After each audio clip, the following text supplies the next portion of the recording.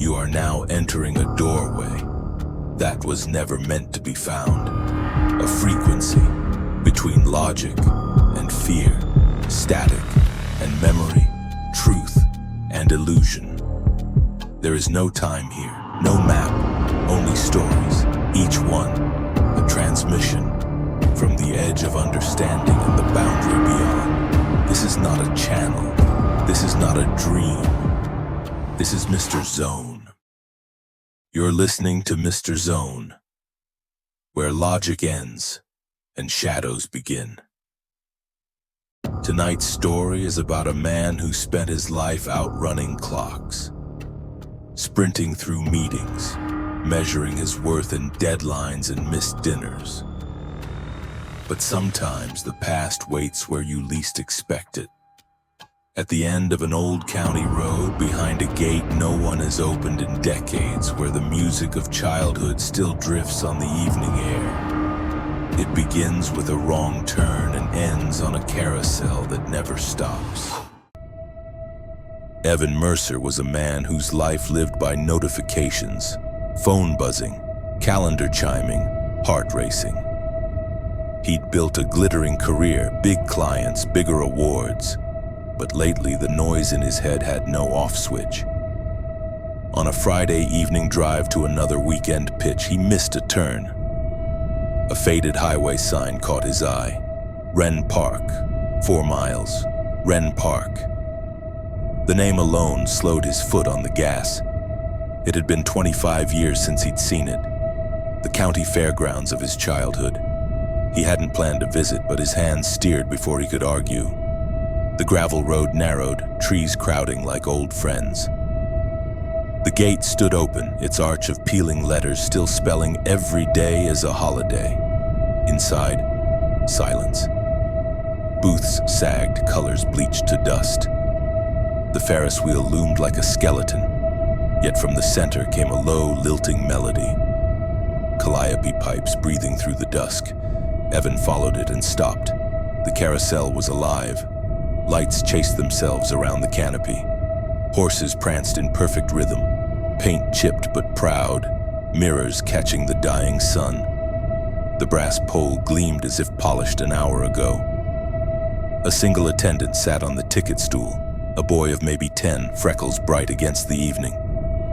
"Ride's still $1, the boy said, voice calm, certain. Evan blinked. "Are you open?" The boy shrugged. "Always."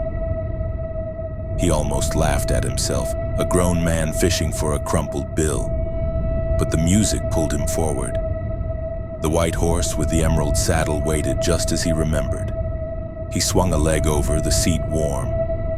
Strangely warm, as if the day had been summer. The carousel jolted, music swelled, the world blurred into streaks of color and light. A smell of popcorn and sweet hay flooded his senses. For a heartbeat, he swore he heard his mother's voice calling from the cotton candy stand. When the ride slowed, he stepped off feeling light, unmoored. His reflection in a cracked mirror startled him. Lines at the corners of his eyes were softer, his shoulders straighter. Phone in hand, he checked the screen. The selfie that usually stared back looked 4 years younger. The boy at the booth twirled a brass token. "Another?" he asked. Evan hesitated, then climbed back on. Second ride.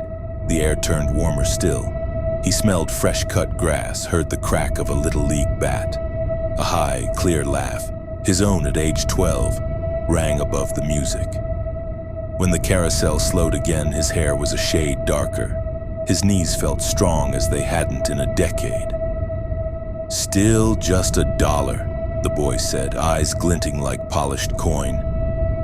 Evan dug for another bill. Third ride, the world melted to gold. He saw his father leaning on the fence, sunlight haloing a familiar grin. The memory hit so hard he almost missed the shift. A blank in his mind where his ex-wife's name belonged. He tried to speak it. Nothing.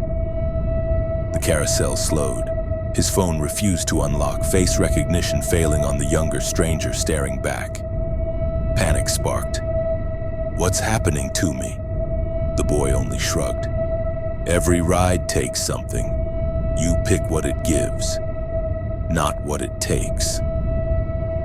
Fourth ride, because he couldn't stop. Now he was 20. College days bloomed around him, the scent of beer and chalk dust, the rush of first love.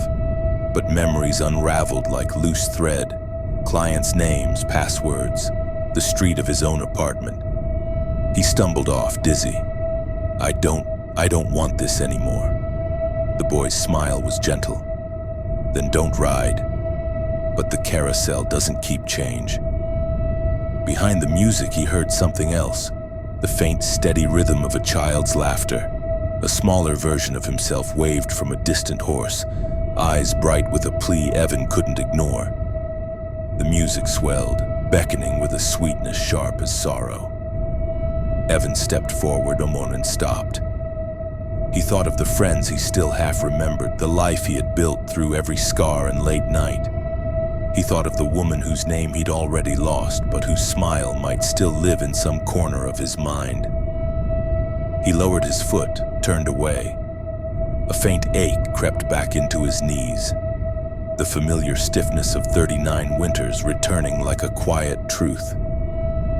The boy's expression flickered, pride, maybe pity. Behind him, the carousel slowed, lights winking out one by one until only the sound of evening crickets remained. He looked back once. The child version of himself climbed onto the white horse, tossed a carefree wave, and with a final bright whirl faded into the dusk. Evan found his car exactly where he'd left it. The road home felt longer, but the air tasted of cut grass and summer rain. When he reached the city, the world looked the same, but his heartbeat, for the first time in years, kept an easy rhythm. Some chase youth like a prize, forgetting that time's true gift is the road behind. And sometimes the carousel that promises another beginning is only waiting to carry you away. This has been Mr. Zone. And if you ever hear a forgotten melody drifting through an empty fairground, remember, every ride asks a price, and some doors to yesterday will close the moment you turn away.